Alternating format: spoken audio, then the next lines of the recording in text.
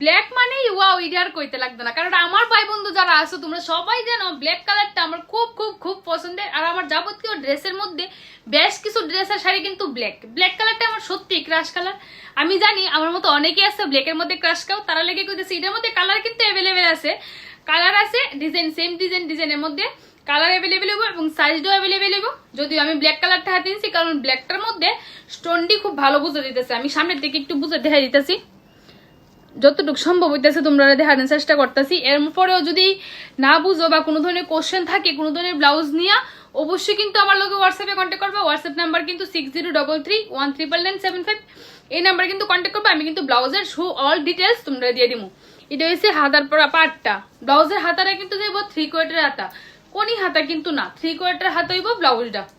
এই যে পার্টটা, হাতের পার্টটার মধ্যে থাকবো এই ধরনের স্টোন।